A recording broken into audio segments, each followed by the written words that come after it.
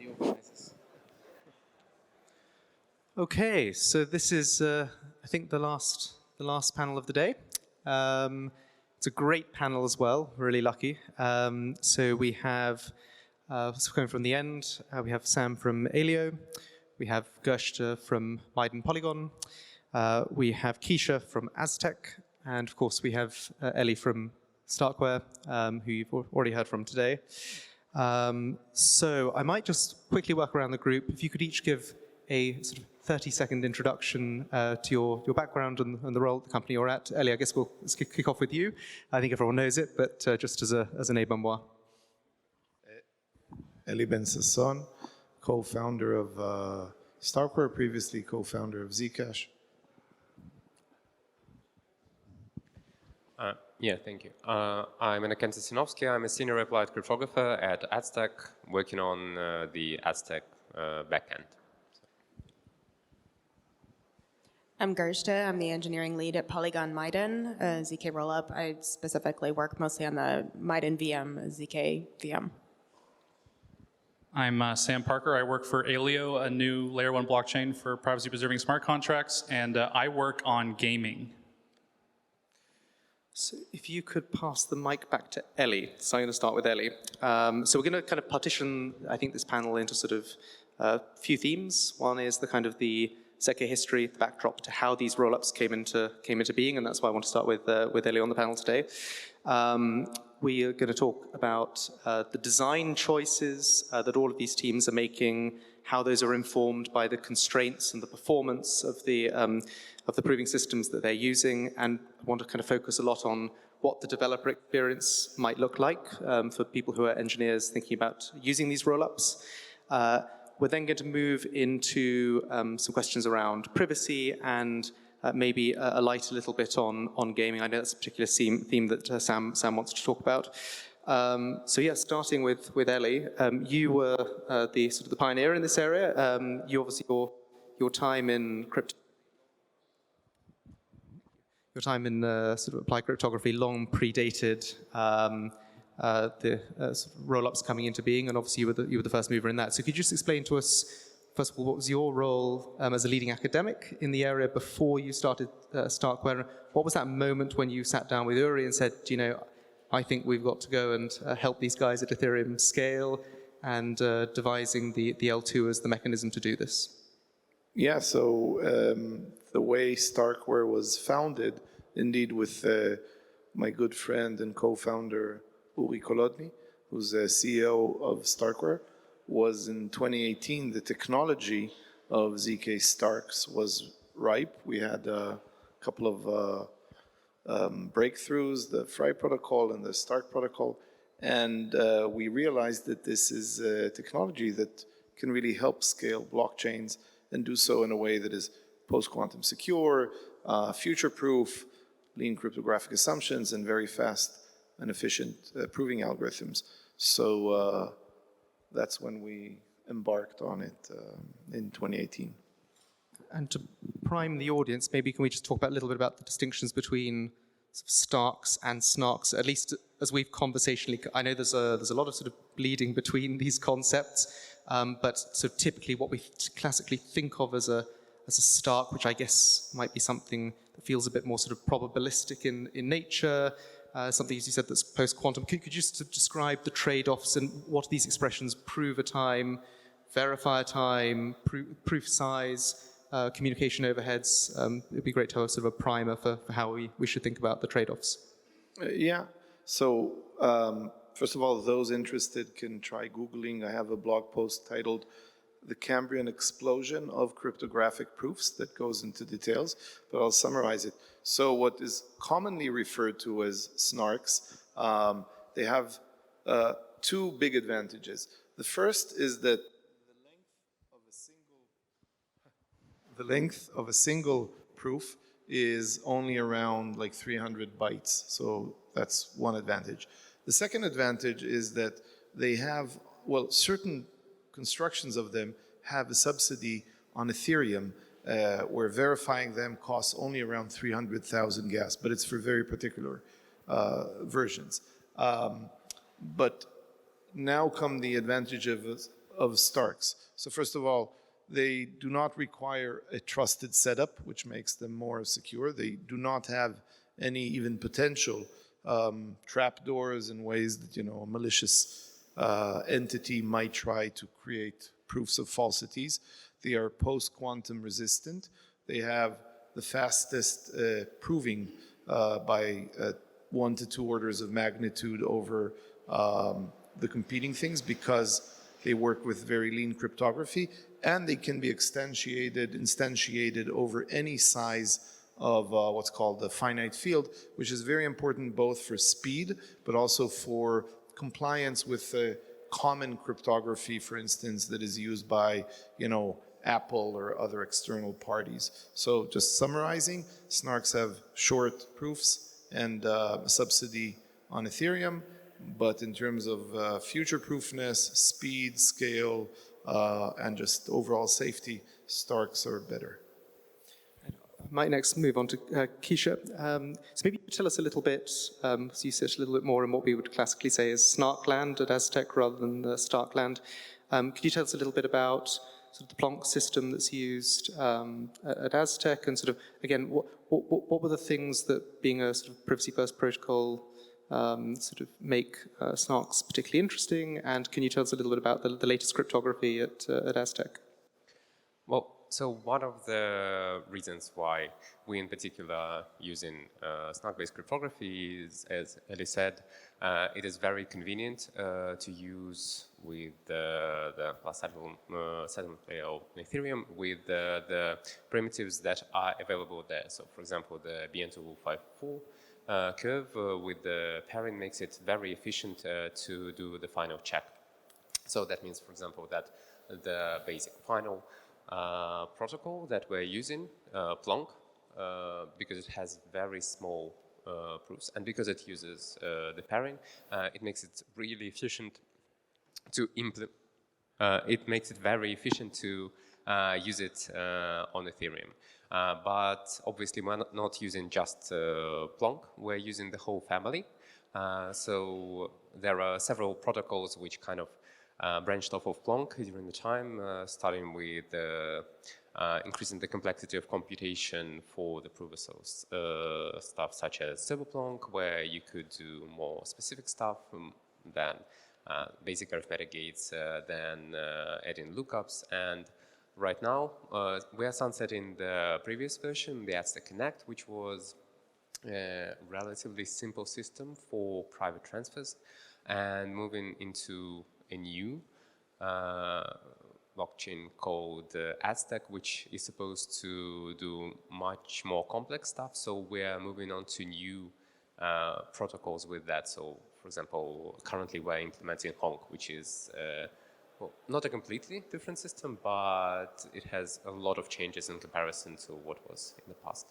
Honk, yes, Aztec continuing its reputation for Ministry of Silly Names.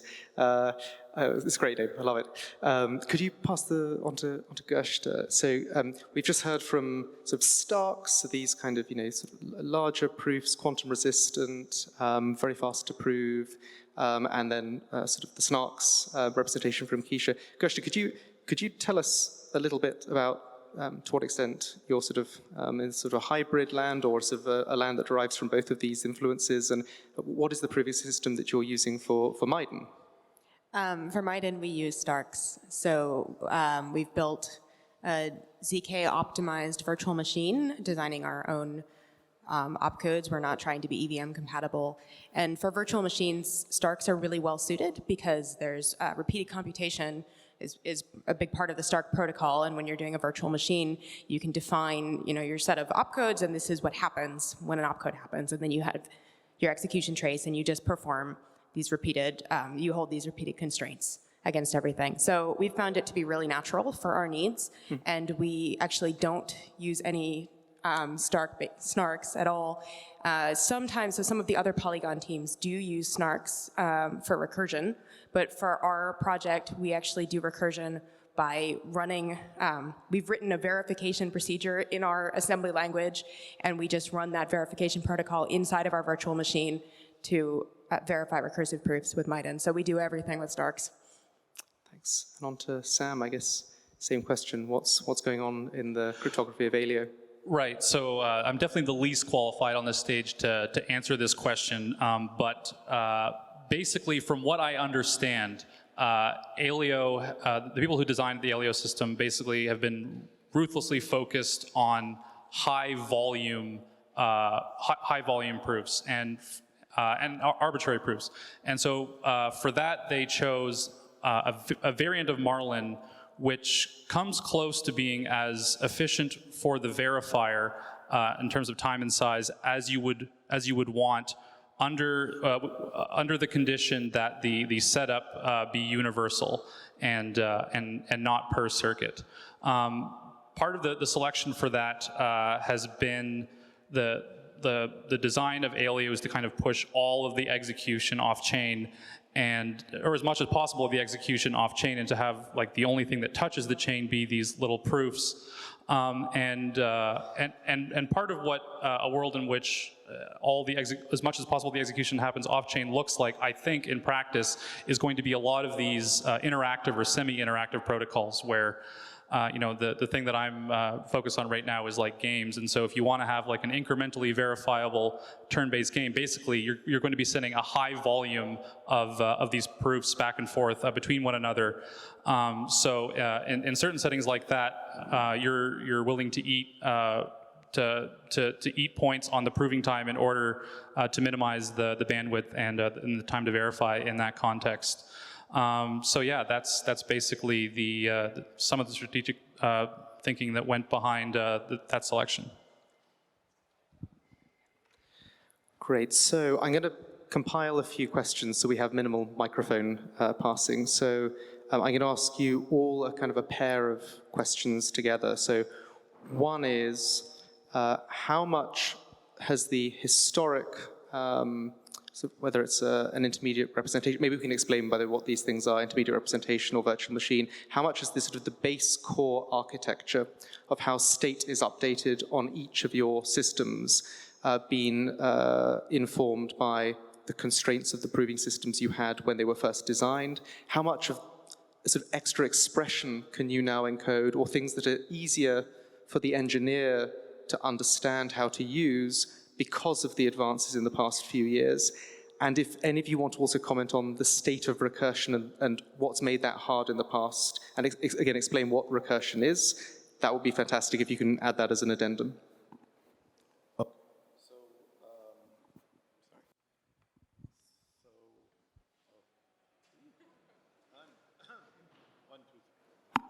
Okay. So let's see.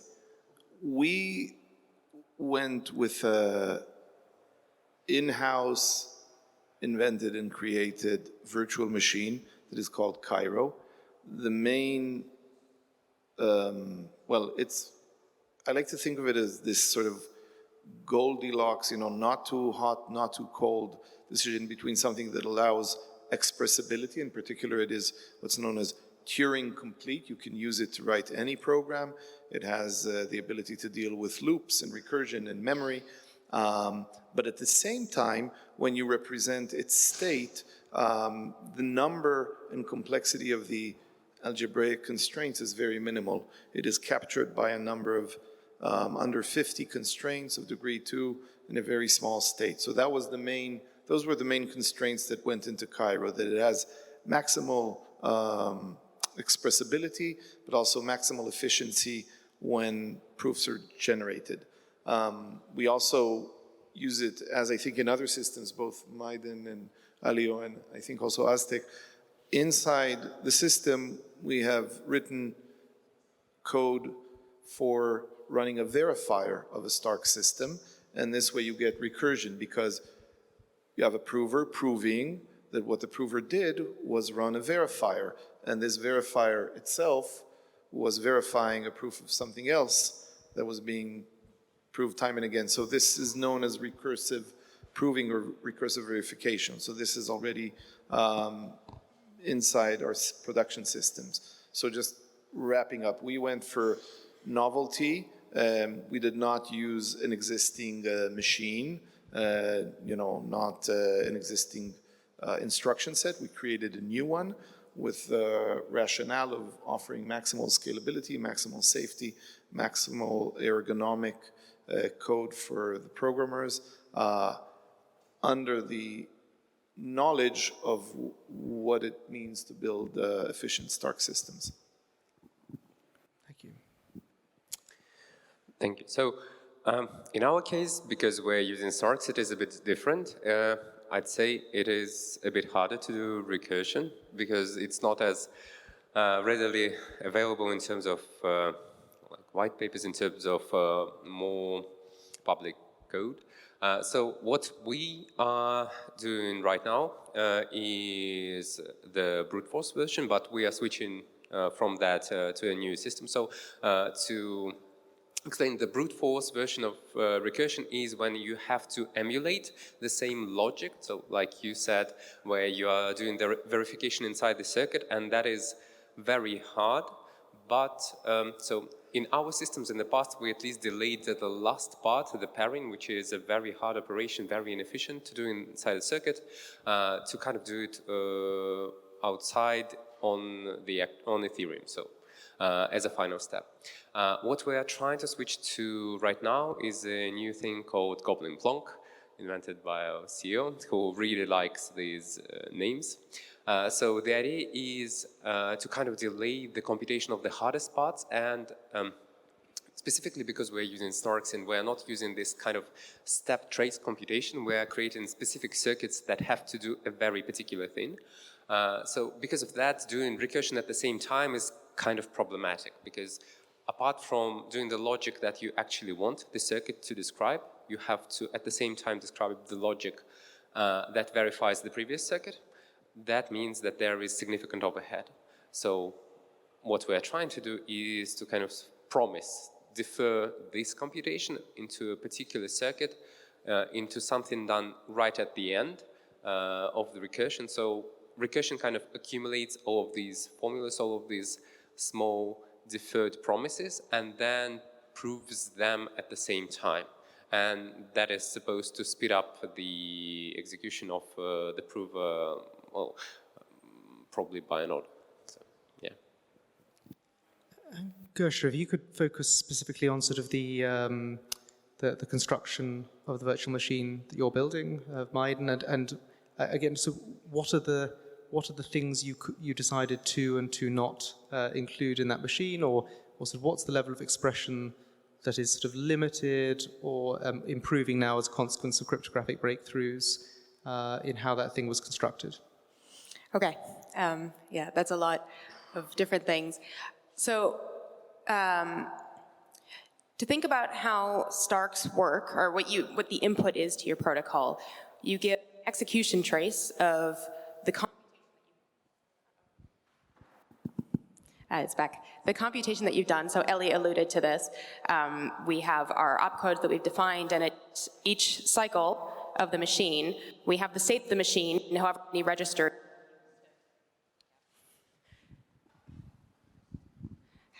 in however many registers we've defined to hold data in our machine. And then it runs for as many rows as it takes to execute the computation, and we end up with this execution trace. And then we have a set of constraints that we define that have to hold over that execution trace. So we say when you transition from one row to the next, all of these requirements must be true. And then we use all of that to prove, to go through the Stark protocol. So the design of a VM is very much constrained by the way in which Starks work, because that's what we're building, is that first phase of the Stark protocol. And we think a lot about how to optimize that execution trace, the width of the trace versus the length of the trace. And you try to come up with ways to do as much general computation as possible. We have a Turing-complete VM as well, without having the trace be too large, because then you end up with a larger proof at the end of it. So what we do, we have a stack-based machine, and we track the state of the stack.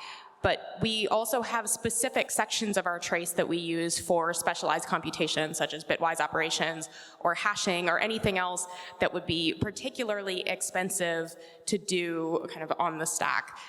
So in a SNARK-based protocol, you'd have sort of an entire separate circuit, whereas in the Stark, we have this separate execution trace, and then we have to tie that together with the main execution trace containing our stack. We also have memory is a little bit separate and tied together, and for that we use lookup arguments. So that's, I guess, a rough overview of how we've built the machine. In terms of the specific decisions that we've made with Miden, the specific field choice matters a lot. The choice of the hash function that you use within your machine also matters a lot for efficiency. So those are two things that have been big considerations. And then we also have a few custom instructions within our instruction set that are really used internally to help us optimize things. So for example, for our recursive verification, we have one custom instruction for doing linear combinations, for doing random linear combinations for inside a specific part of the verification. We have another specific instruction dedicated towards folding in the Fry protocol. And so we've done these things to help us get much faster recursive verification.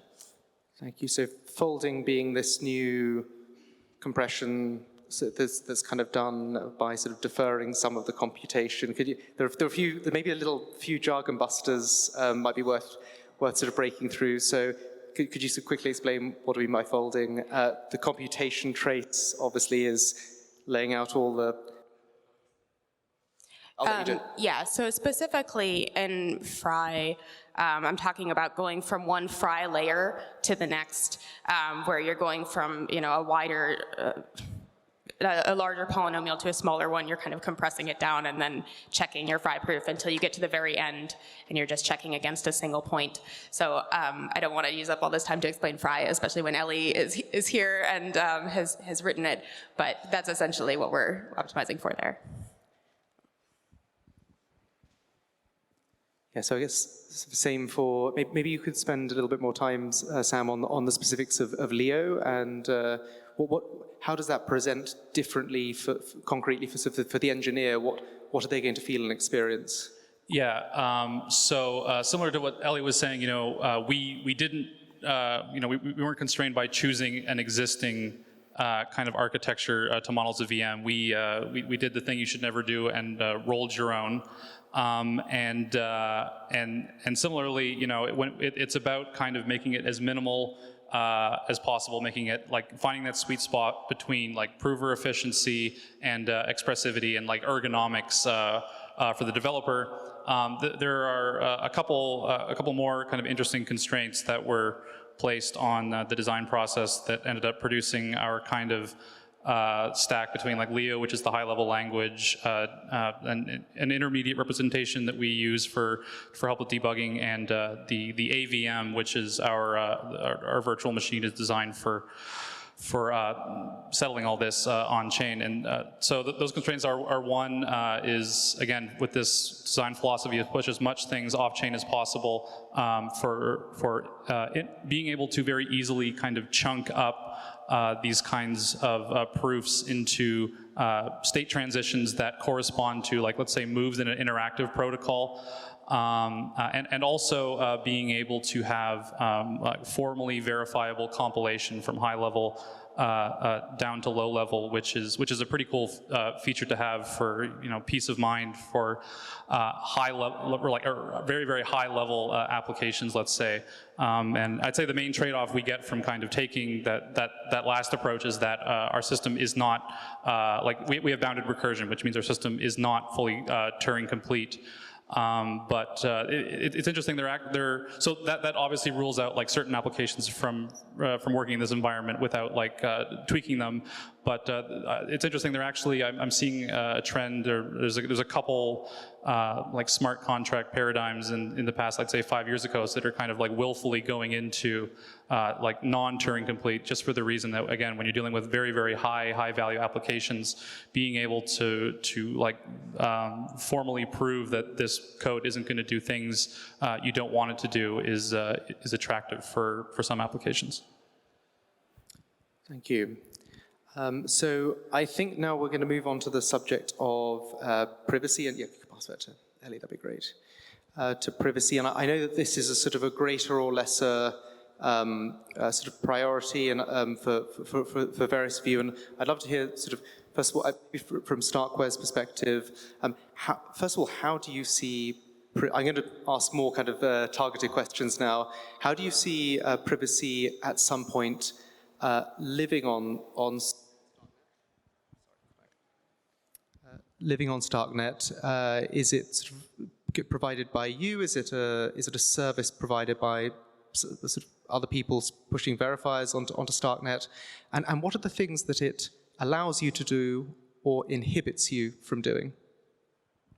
So privacy is essential for human dignity. There's no doubt. And on blockchains today, the state of privacy isn't optimal. And if you think about it, businesses won't be able to really conduct all of their transactions on blockchains without privacy. So there's no doubt that it's needed. The biggest challenge with privacy is not with the core technology.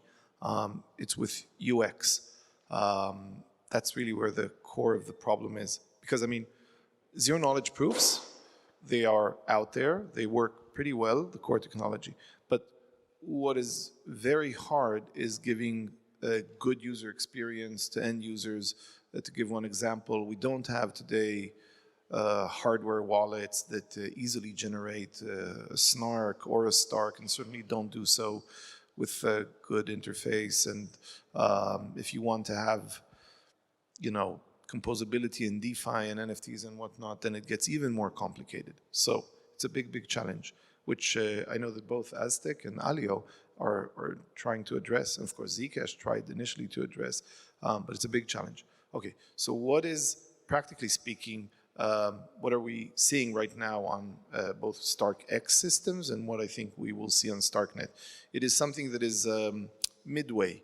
So it looks something like this. You have a single operator that sees everything, okay? So the end users don't have privacy in front of that operator, but the operator then shields everything from the rest of the network. Now, it's not as good as end user, end-to-end privacy, but it gives you a very good balance of good user experience and privacy. So practically speaking, the first step which already exists on StarkX and certainly will exist on layer 3s and StarkNets and app chains and things like that, will be this kind of privacy, which is a step. It's not the full thing. It's a step towards the end user privacy, which again, Aztec and Alio and Zcash and others are taking the lead on. So. Yeah, Keisha, to you, sort of, I guess, to some extent, Aztec sort of seems to be sort of almost passing the other way, and sort of it's introducing some sort of public state into what it's doing. Could you sort of elaborate a bit on that and sort of why was it necessary to sort of host both public and private state, and has that made your job sort of architecting the system any harder? Well, definitely that's complexity, but so the problem is with any blockchain is that yes, you can have private state, and there will be certain actions that can be done just in the private. So for example, if you are sending a token or just the native currency on that particular blockchain to someone, you can do it in the private. They will later just read all the latest transactions, look if somebody has sent them that, and be able to use it. If you want to add any sort of complexity, any sort of composability, and especially if you want to use such mechanisms as market makers, for example, there you are now stuck with having to deal with some sort of public state, because for example, any action where you are trying to purchase or sell anything needs to have some sort of reaction in the real world or on the blockchain. Like you can't simply sell something without affecting the price, right? So that means that you need some sort of public interaction. So for that you need to imagine new mechanism, because you kind of have to preserve the privacy of the person, the privacy of the actor that's doing the selling or the purchasing, but at the same time, this transaction itself has to kind of be public, and it's that distinction that is extremely hard to implement in a private blockchain. So yes, that is a source of headaches for us, obviously. And if you could move the microphone on to Gershta, I mean, it's a sort of similar question to you. What are the things that what are the challenges you face putting together Maiden, and sort of when private state variables are sort of available? How does actually maybe a question I'm keen to ask is the DevX of this, because Ellie alluded to this. How much does the engineer, the developer, have to grow a new brain for understanding the sorts of things that they might, for example, be leaking? I've often sort of say, sort of range proof for a date of birth leaks a certain amount of information now, but if the person's still alive 30, 40 years hence, probably it's leaking more information. How much do they need to sort of have a completely new conception of sort of private state engineering by moving into a sort of private state environment? Yeah, it's a good question. I think it's hard to avoid it completely for a lot of the reasons that Kesha mentioned. But one of our goals, and similarly to how we're building a VM so that we can abstract the zero knowledge and the proof system away from the developers so that they don't need to think about it, is to try to build a system so that people don't need to think about it too much. So one of the ways that we are working on supporting privacy with Maiden is to do local execution proofs. So anything that where you don't want the data about your execution to go on chain, you would prove it locally and you put the hash of the proof on chain, and that gets aggregated into all the other proofs, and people don't know exactly what it is that you've executed. Obviously this gets a bit more complicated when we're talking about situations with public state, but yeah, and that's an understatement, of course. But that's sort of the beginning of how we have thought about handling privacy in a way where it doesn't make any difference to the engineer, except that you sort of choose to prove locally on your machine rather than having the network prove it. And so actually, can you hear me still? Yes. So maybe in the case of Alio, could we hear a bit about the immediate applications that you're thinking about, which I think I understand from you is gaming, and given that privacy is often associated with kind of more parceled, more siloed state, I know my private data and you know your private data, etc. How much work has to be done to sort of sufficiently reconstitute communications between, I suppose I've got a character in a game and you've got a character in a game. What kind of communications now needs to take place, and more expressive applied cryptography to be able to make those games interesting for players? Right, yeah. Okay, so first of all, just for everyone's benefit, if you wanted to centralize any game with hidden information, you basically need ZK. You might need other things, which we'll get into, but like at least you need ZK. And the reason for that is basically, if you think about going back like 30 years ago to when all online games were fully peer-to-peer, right? You had a host and like you just like go on a lobby somewhere. It's like, oh, let's play a game, and now you're online.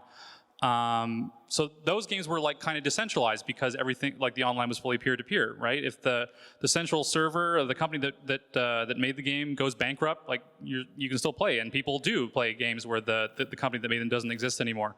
So I think it would be really cool to go back to that. But basically, one of the main reasons why we don't do that anymore is that people learned how to cheat, right? In these games with like hidden information, right? At least one of these people has to store all these players' private information, and it was only a matter of time before people got really good at figuring out how to gain access to that and basically cheat. So basically, like the motivation for using ZK for gaming is to go back to this like fully peer-to-peer, community-owned game world, but to prevent people from being able to cheat. And in the short term, at least, I've just been focused on the turn-based side of these.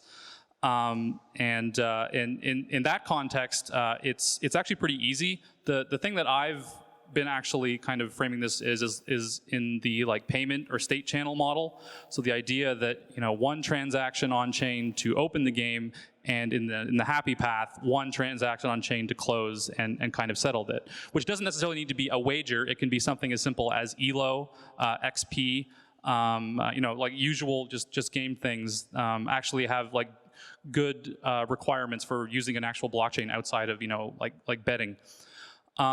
So that's kind of like the easiest to reason about kind of like type of game. But where it starts to get a little bit harder is games that have like Fog of War, right?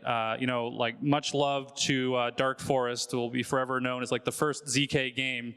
But the way that they did Fog of War, a lot of people don't know, it's basically proof of work. So the way that you like extended your, like scouted, if you've played like StarCraft or Age of Empires, scouted into an unknown territory, was you just blasted at with a bunch of GPUs and like grinded nonces and try to expand your territory, which is like kind of based, I guess, but like, do we really want to play every game of StarCraft like that? I don't think so. So one of the kind of other cryptographic primitives that you want for games of that type is something called oblivious transfer. You know, alternately, it sometimes gets called like asymmetric private set intersection. And so this would be a way where basically you can reveal some information about your private state to another player, conditional on their private state meeting some criteria, but the key is you don't know whether or not you're revealing that information. So like one of the test examples we have for this at Alio that we really need to get around to actually getting built is something called Dark Chess. And Dark Chess is a game where you can only see your opponent's pieces if they're on a square that one of your pieces could move to. So that's like the simplest kind of turn-based version of that. There may be others that I haven't thought of. This is kind of interesting. We have this like template game called Baloney, which you can go to at baloney.io and play, and it basically just uses zero knowledge. It's kind of like a poker game with dice because doing decentralized cards is really hard. Much love to the ZK Hold'em guys who actually just bit the bullet and did it like a couple days ago. But that basically is a game designed to have a bunch of expandable little like cards that can come out, like expandable rules section, so that once we identify these new kinds of game mechanics that beg like a different kind of cryptography or a different kind of interactive protocol, we can kind of use that as a test bed to that. So it's very exciting and interesting to think of like what those are going to be.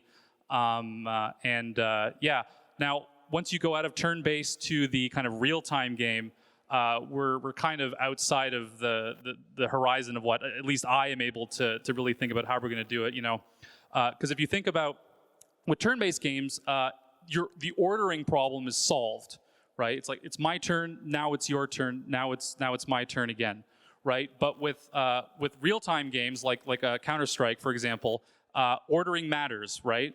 And so it's like if I shoot you one tick before you shoot me, then like that's the difference between me winning and you winning. And so basically, when you think about it, if you want to have a 108 tick game of Counter-Strike, you kind of, if you want to do that in a decentralized manner, you kind of want something that looks like a 128 hertz block rate blockchain, which I think is pretty stupid. So I think we probably would have to go back to something that looks more centralized, but we're trying to prevent the centralized like tick provider from cheating. You know, I've spent some time thinking about this, and like there's a few possible directions to go. But yeah, that's kind of like way out there, and yeah, it's exciting, but I don't really have a sweet clue how to do it. Thank you. So I guess final question. I'm going to actually, I'm going to go to you one by one. If you could give me a snapshot again for the developers in the audience, the people who want to come and use your layer 2 and layer 1 blockchains. First of all, what is the situation as they currently stand? What can they use now? What are the big upgrades that you're excited about that you think are going to materially improve the DevX? And where can they go to run these experiments? How can they find out more? So for us, for StarkNet, the place to go is the Discord server, the StarkNet Discord server. And you, after the panel, if you want, I can send you the link to it. That's the place to go. What is currently happening is that there's an amazing and welcoming, smart ecosystem of developers that is very excited and building. That's what you'll experience. You'll also experience modern, ergonomic, safe, and fast programming language called Cairo 1.0. It's Rust-inspired, very pleasant to program in. And what will very soon happen, within 2 to 3 weeks, is version 12 coming out, codenamed by the community More TPS Daddy with this symbol, and will reach 3-digit TPS live in production, first time for layer 2. And shortly after that, the next version will bring Volition, which will dramatically reduce the cost of on-chain data and give an even better experience for developers. So the Discord server, come to me afterwards. I can send you the link. Yeah, so in our case, I think the best thing you can play with is Noir. This is our zero-knowledge programming language. So you can create circuits in that. We now have recursion with Ultraplonk in that. So it will be used in our network. We are doing the testnet probably starting in the third quarter. If everything goes all right. But even apart from that, you can use Noir to just roll your own smart contract with zero knowledge and to actually use it in other projects. So yeah, please try it.